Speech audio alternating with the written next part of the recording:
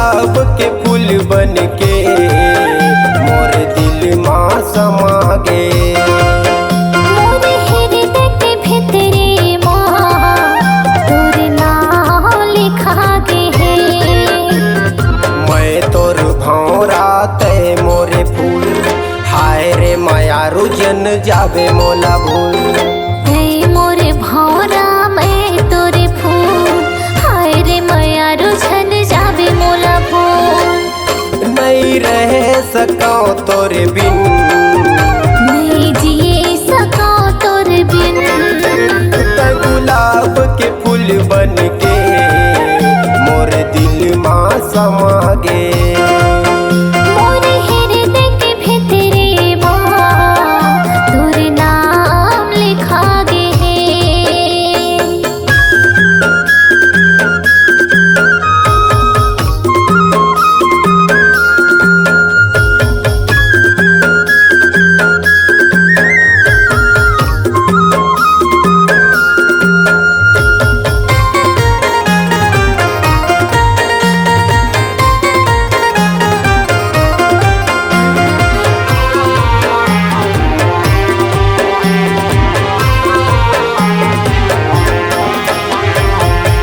सुखराई देख के गोरी चंदा घलो लजाथे, चंदा घलो लजाथे।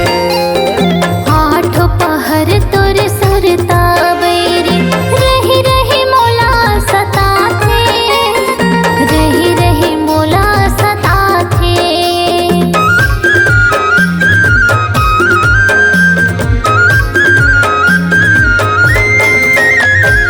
नहीं देखो तो जब जब रानी पीरा दिल मजना थे, पीरा मन मजना थे।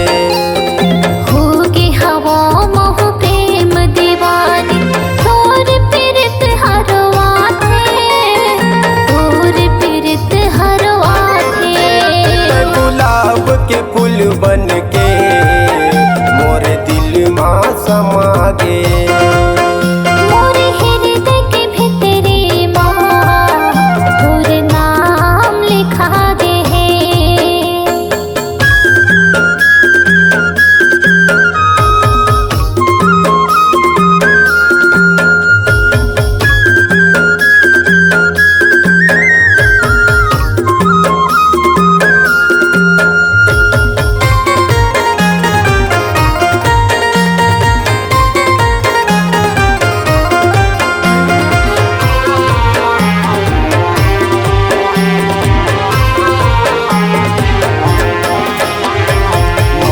पीरित के मोर संगवारी राखे हो दिल में बसा के, राखे हो दिल में बसा के।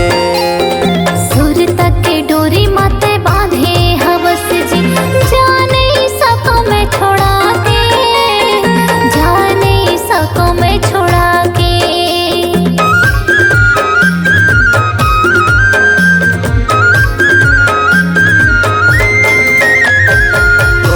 मिलन माँ माया बंधे सात जन्म ले निभाऊं, सात जन्म ले निभाऊं।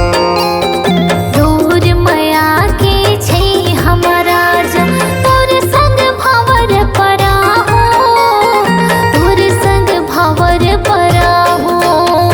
गुलाब के फूल बन के मोर दिल माँ समा गे। मोर हृदय के भितरे माँ तोर नाम लिखा गे है।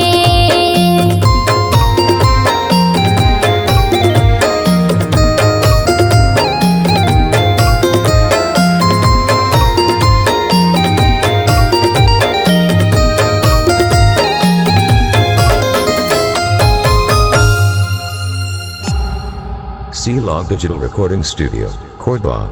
Contact number 99071192115.